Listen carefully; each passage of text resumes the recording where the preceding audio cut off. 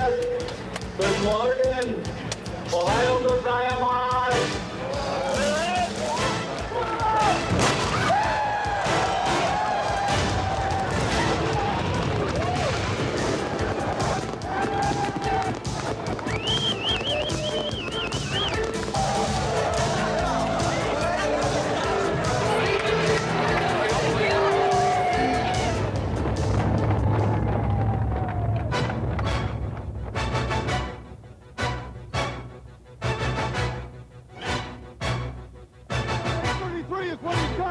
He's got less than 30 seconds to go to make it. The clock is in sight. Salazar fiercely closing. And running 18-0 for Los Angeles. They're going for the win. They're going for the win. Not far to go now. Sal's trying to go by. What a race. Incredible athletic performances. 30 seconds left for world record performance. The Foot Locker Road Race of the Month is brought to you by Foot Locker, where it all begins. By Michelob Dry Beer. Once you experience the bold taste with no aftertaste, there's no going back. Hi, everybody. Toni Reavis along with Lynn Williams here in the Honolulu Pace vehicle for the 19th running of the Honolulu Marathon.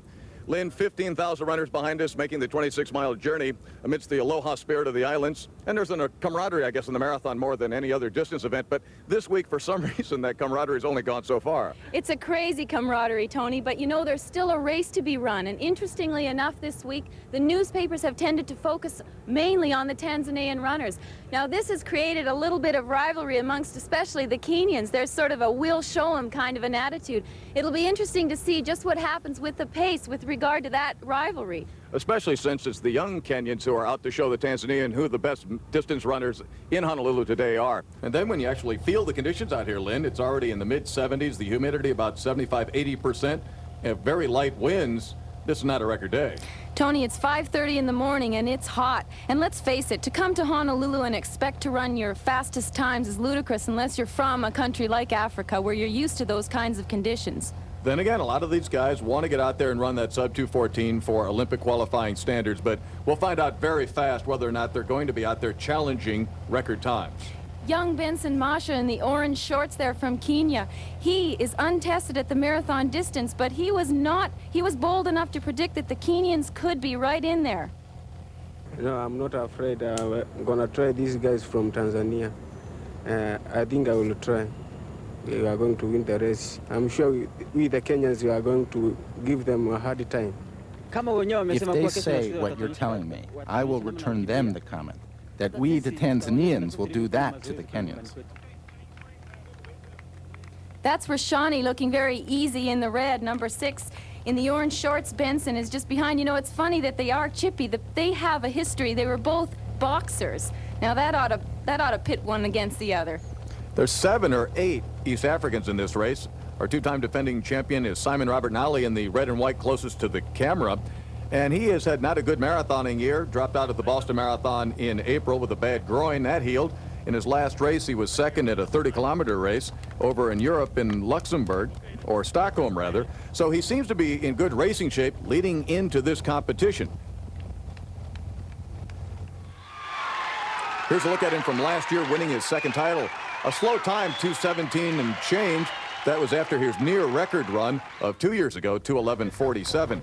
But last year, he was waiting on his brother Thomas, who's now sharing a bottle of water up front with Rashani. And in the white hat is 21-year-old Francis Robert Nally. So we got 3 of the 9 Nally brothers in this race, and they got 2 more at home who are probably going to come in running next year. Imagine being 3 of 13 children, which is so often the case with these African runners, the families that they come from. Mrs. Nally. She would have been a marathoner herself.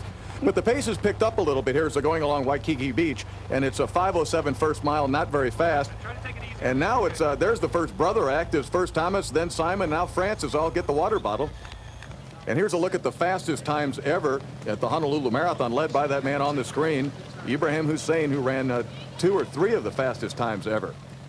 In fact, his younger brother, Barak Hussein, there he is. Barak Hussein is in the blue shorts in the very back of the pack.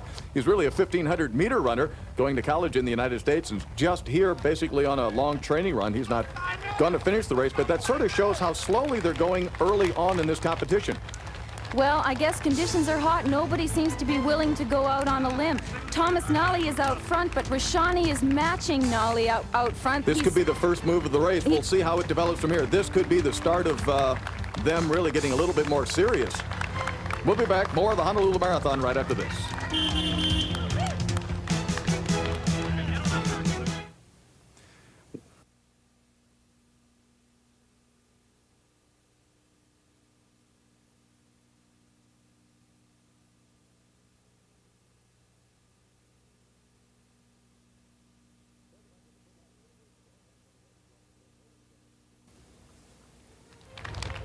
Welcome back to the Foot Locker Road Race of the Month. I'm Toni Reavis, along with Lynn Williams on a pre-dawn morning in Honolulu. Thomas Robert Nolly takes off from Tanzania, and it's opened up a few-second lead. And I'm a little surprised, Lynn, that the young Kenyans haven't challenged him, but that lead pack is awfully deep. And as you've mentioned before, there's a personality to a pack. Well, it's a large pack. It's anybody's race. And the thing is the power of the number. They all know that they'll be able to reel in Thomas Nolly. A little bit later on. Now, joining us on in the press vehicle today are a couple of athletes, Galindo Bordin from Italy, the reigning Olympic champion at the marathon, and Filbert Bailly from Tanzania, the former world record holder at the mile in 1,500 meters. So, Galindo, what we want to know is how's it running at this time of day? And it's very hard to wake up and make the body to be ready to run in a marathon. I tried in Tokyo, and it was not a very good idea. Anyway, well, Tokyo was the World Championships. In the marathon and track and field earlier this year, 91, and what, 8th place Galindo got? He seemed to handle getting up early just fine. Simon Robert Nolly, they're gathering themselves to chase his brother Thomas, who continues to lead this race. Now, this is unusual, though, for Simon Robert to be tucked in there in a tactical race. He's normally a front runner, and he has been the past 2 times he's won this Honolulu Marathon. Maybe we're seeing a new Simon Nolly. Well, Bailly, listen, here's Thomas out front. What's Simon doing? What are they waiting for? I think the story goes back to what I have said, that, the hill is what's going to say all the ability for the athletes, you see. And Simon, what he's trying to do now, he just wants to play. Even you remember when he ran 2:11, 1989, he did the same thing. He just played with the hills. And he's doing the same thing. That means he's confident with his pace and all that. Well, at 5:10 per mile pace, anybody can handle that, and that's why we're seeing such a bunch. They've now caught the early leader, Thomas Nolly, and as they're somewhat picking it up, leaning into the hill, let's see what the defending champion, Simon Nolly, thinks about this Kenyan-Tanzanian challenge. I have great respect for the Kenyans. They have many great runners. But we Tanzanians look forward to competing against them on Sunday. We hope to be more than competitive. Simon Robert Nolly, #1 on the inside, loping along, as are the rest of the runners in the field. Approaching the water stations now, it's so important to take water throughout the entire race. Water. Sounds like they're spelling from Boston. Steve Jones, on the far inside, you don't expect him putting a sponge over his head right now. You would not expect him to be taking the lead. He's been training in Boulder, Colorado, where it's very dry. Certainly not. I think he's just looking to tuck in there and allow the others to do the work for them. It's interesting. You wonder if the Nolly brothers actually have some sort of plan here. Thomas Nolly has tended to lead. Francis Nolly on the inside in the hat seems to be the one carrying the water and allows Simon to just do what he wants. Bailly, whose advantage is this slow pace? Well, I think the advantage you go to Jones because as far as I know, most of the Africans, what we do, we just take the fast pace and then try to hold it there. But now, at this point that Jones is still there, he had a lot of chance. 85% of having chance than the other ones, Steve Jones, 35 years old, former world record holder. He's coming off a disappointing Berlin Marathon. 2:26 for him would be devastating, but he says he is still hungry. I want to be the best marathon runner in the world. Again, and as I said before, the ability hasn't gone. It's getting the ability to the top again, to out of myself, or the best out of myself has been the hard part. Lynn, he's been on a 6-month program for the last few years getting ready for marathons, and always something, whether an injury or bad luck or something happens to break that 6-month string. So He's come into Honolulu out of Berlin with only a 5 or 6 week preparation and at only about half his normal mileage. Tony, sometimes you've just got to go with a gut feeling on performance, and this one he just said, boom, I'm going to go to Honolulu and hope that things go right for me this time. But with the times they're running, it's simply not going to be a record day. Running 2:16, 2:17 pace. We'll see. More after this.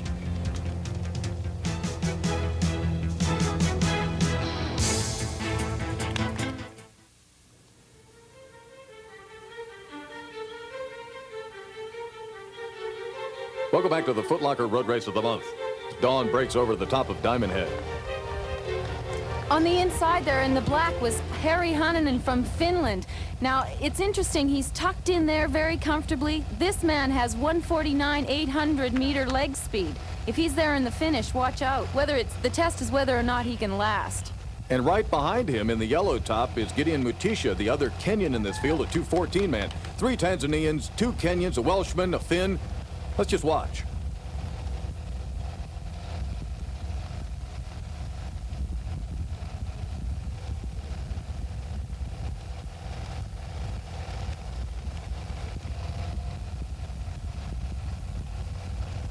Lynn, not the kind of race we've expected so far. They run 109.30 through halfway. We're just waiting and waiting. This reminds me, to believe it or not, of the 1983 World Championships at 10,000 meters. I don't know if anyone saw that race, but great field. And we kept saying, when they start running, they're really going to fly. And they didn't start running until the last lap, and it was a great final kick. It was more like a mile race. We got that sort of wait. We wouldn't have predicted a tactical race like this one right now. The early pace, it started off slow, and it's continued to be that way. It's going to come down to these last few miles, and the speedsters, so to speak, over the marathon distance. Benson Masha, the young up-and-coming runner from Kenya. Now watch out for him. He really has shown some speed on the track. I mean, you just can't tell he's taking the lead right now from the likes of Simon Nally. Now, Simon Nally, the favorite, it surprised me to see him sit back the way he has. Normally, he likes to take more control and be more of a front runner. I don't know. I like the fact that Lynn's the one that's taken charge of this and made a prediction. I don't know. You'll take Masha, I'll take the field. Anybody in the field, Tony, I'm confident. Now look, Benson ran a very impressive Great North run in Britain this year. He took the pace with about 3 miles remaining and basically decimated everybody. Nobody could go with him, and I'm seeing something similar happening here. Ran a 101.28 for that half marathon earlier this year. Here's a look at the only 4 sub-210 Kenyan marathoners in history. They've won everything in the Olympic Games from 800 meters through 5,000 meters. But they really haven't run the blisteringly fast times at the marathon. I still think that's in the coming. Now the support from the 14,600 other runners is starting to tell. But by this time in the past at the Honolulu Marathon, there's never been this many people together this late in the race. What have we got here? We got 1, 2, 3, 6 people in the pack right at this point. And again, Steve Jones, he is in front, but I think he's just found himself there. I don't think he's particularly trying to make a move. Benson on the inside, loping along. As we can see, the runners coming the other way. That's a big help, actually, as they're going by. It's great to hear the encouragement from the rest of the crowd. Maybe they have picked it up because Harry Hunnanen from Finland has gone out the back door, and we are down to 5. The Power Bar Road Report up next. Power Bar Fuel 4, optimum performance. Over the last generation, East African runners have come to symbolize excellence in distance running. From the tracks of Europe to the roads of the United States, no group of athletes has so consistently maintained dominance as have the runners of Kenya, Ethiopia, Tanzania, and even little Djibouti up on the Indian Ocean. But why these countries specifically and not the rest of Africa? Is it lifestyle, an altitude, living on farms, herding animals, walking to and from school 10 miles each day? We asked Filbert Bailly. He says the connection is geographic. If you start following the Rift Valley from Ethiopia, then you will know what I mean if I say Rift Valley. It comes from that part, and then it goes through Kenya, and then comes down to Tanzania, south to Dodoma, I mean Singida, which is southern part of town in Tanzania. So all those people who are on that line, they are all long-distance runners and middle-distance runners. And you will be surprised. I mean, not only Tanzanians, as I said, even Ethiopians, Mary Sifta and all those other guys, they're all coming the same area. What's scary is the talent that remains untapped in the African women. We're only now starting to see the women emerge from their traditional domestic existence onto the international running scene. That's today's Power Bar Road Report. fuel for optimum performance. Well, it's late in the day as far as the marathon goes, and yet it's time for breakfast as far as the day goes. Let's get Jalindo back here in Bailly. Jalindo, they haven't surged once, it seems, throughout the entire race, so they should have plenty of running left in their legs. I think they've increased the speed because I see that, look a little bit faster. And probably they're waiting for the hill to do something, but we are too close to the finish line now that it's not easy to block the group. Blow them up, Jalindo, with what? Dynamite? Too many cops around to blow these people up. You're right, though. Somebody's got to do something. At this point, whoever takes the pace, it better be a dynamite pace, and it's got to go to the finish. After commercial.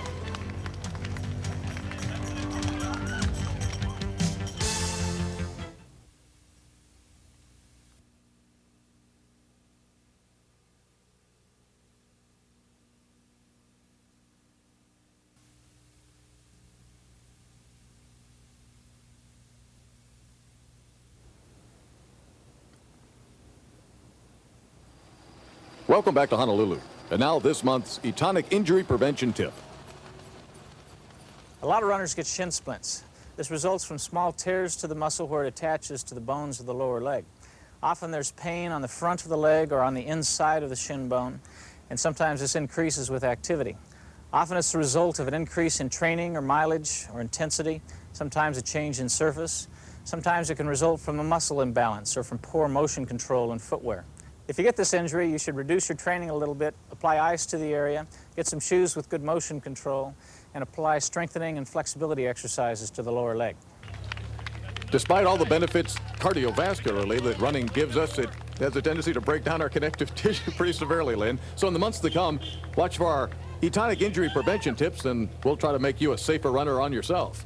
Tony, I don't think we're going to see any injuries in this lead pack. It's dwindled from 8 down to 5. Boy, to hedge a bet on this one, it's a bit like a poker game. Nobody's laying out their cards. It's tough to make a prediction. Yeah, well, let's get the boys back in here and see if we can drag some predictions out of them. I want you to start picking people who you think. I want a prediction. Who do you think? Oh, it's come on, impossible to say right now. No, you have to say. I don't know. I really don't know. I can't say any name. Bailly, if you had to choose. Well, I can give you 3 names. I mean the first 3, but not. I can give you first 3. I will go with Jones, Rashani, and Mutisia and Robert. That's 4. When you pick 3, you pick 4. And Jalindo won't go out on a limb at all. In fact, Jalindo probably should have run the darn race. This is really something to see young Francis Nally on the inside wearing the hat. He looks like he's out for a Sunday run with the big boys, checking his watch. I mean, he would be thrilled to be in this company for his very first marathon. Benson Masha, we got 2 first-timers of the 5. And lying on the other side of Diamond Head, Kapiolani Park, and the finish line. We've waited 25 miles. Now there is no more waiting. This is the time for victory for somebody. One heck of a tense waiting game. And Jones looks like he makes the first move. Francis Robert Nally, he's off the back. Simon does not look that great. Benson Masha is slow in responding. It doesn't look like a great move by Jones, but at least it's a move. I think this is smart by Benson. Now he sees Steve's made this move, but he's taking his time making it up, and he looks so easy. Well, I know Jones got his still erect posture, moving his arms, but he isn't driving. They're going again. It's hard to tell on television, but they're going uphill. There's a good angle. They're going up Diamond Head. Steve has got to respond now. If he doesn't respond, it's going to be all over. Benson Masha has answered the challenge by Jones and thrown one of his own down. Young Benson Masha, the first marathon he's ever done. What a feeling. Now, he said ahead of time he was bold. He thought if it came down to the last bit, he'd be able to make a move. No one would stay with him. Steve is gone. Salazar, New York City, 1980. My goal is to run 2:09 and to win in his first marathon. He did just that. Benson Masha wanted to handle the Tanzanians, and he's handled everyone, including Jones, the former world record holder. Well, it's not over yet, but it looks to me like this is going to be a one-move victory. I don't know, boys. What do you think? They give too many opportunities. This guy, it's the first time to run the marathon, but was so slow until now that, the marathon runners, the normal marathon runners, give it to him too many opportunities for this race. In other words, the indictment is to Simon Robert Nolly and to Steve Jones. No surges in the middle of the race. Lynn, I just think the weather's a lot more difficult out there than it is for us on the press track. No doubt about that, Tony, but you know what? I don't want to take away from this performance. For Benson, this is really something. He was fit. He wasn't afraid to say so early on this week. In fact, he was the only one who went out on a limb and said, hey, I think I can win this race. That could stem from the fact that he's coming off 3 strong races in Europe in late November leading into this competition.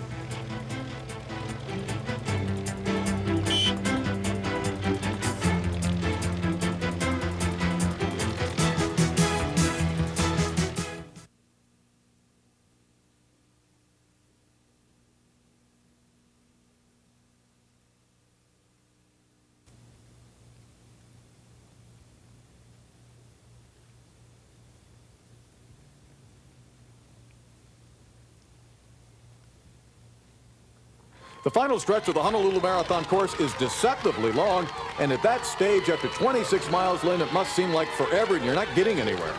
Not so for Benson Masha. He is getting somewhere easily. He looks so strong, and he's all by himself. A quick look over his shoulder, but there's nobody in sight. Simon Robert Nolly and Steve Jones were left on Diamond Head, and this young man, 21 years old, comes out of Liverpool, England, to take victory in his first marathon. 2:18:23 unofficially for Masha. Simon Robert Nolly now, this is the battle for second place as he goes by Steve Jones. But you know, there was something wrong there for Simon Nolly. He just did not look the way he normally does. He'll have to be satisfied with second place, it looks like here, but there just isn't that sort of gutsy, I don't know, there's some sort of apathy here in his performance. Simon Robert Nolly, we thought maybe was learning to be a little bit more mature in his race decisions, let it go out, run with people, and then strike late in the race, but he never struck. He's run 7 marathons, dropped out of 3, so he has been known to be inconsistent. Suffice to say, today just was not his day as he crosses in second place, about 2:18.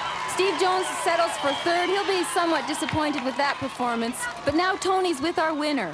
You said the other day that most of the newspapers were talking about the Tanzanian runners, and they didn't mention the Kenyan runners. Yeah. And how did that affect you? I was not unhappy because we were about 4 Kenyans here, and none was mentioned. And we have great marathoners like Joseph Nzau is known, he won Chicago Marathon. So he was not mentioned anyway. And was that a big motivation for you? Yeah, in fact, that give me encouragement for beating these guys. Other people are just plain beat. Now look at our Foot Locker scoreboard. It's the slowest winning time since 1987, but the 2 best performances definitely by the rookies, Masha and Francis Robert Nolly in 4th. In the women's competition today, our 2 favorites in front, Sylvie Bornet of France, and tucked behind, Toija Toivonen of Finland, number 3. Coming up through the middle, that's Ritva Lemettinen, also of Finland. Our 2 favorites have both run under 2:30 this fall. Ritva Lemettinen, on the inside there, has finished 4th here last year. She has a personal best of 2:34 back in New York in 1989. Her only plan was to run her own race and not worry about the others. She took the lead at 10K and by Diamond Head had amassed a lead of over 6 minutes. She never let up, all on her own, and ran hard all the way through the tape. She finishes here in about just over 2:40. But she does pay the price for all that aggressive front running. This really was a great personal performance when you consider her last 3 marathons were around 2:38 in much better racing conditions. In a relative sense, this performance is in fact better than what happened on the men's side. It's much closer to her personal best time, and she is really showing the effort it takes under these tough racing conditions. Heat and humidity really can take their toll.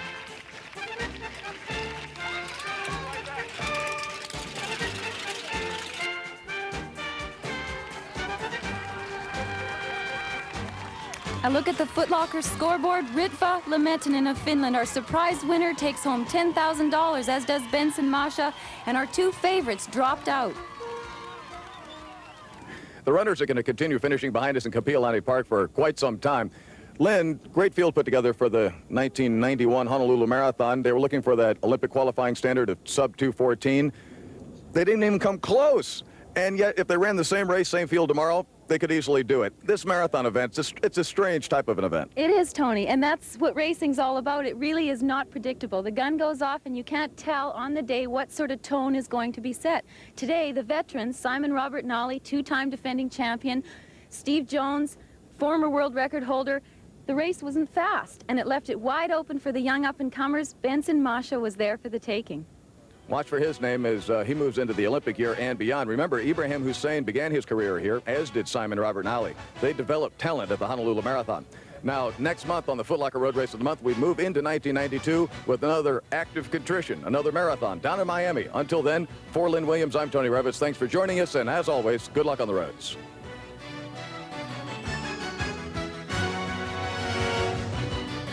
The 19th Honolulu Marathon has been brought to you by Japan Airlines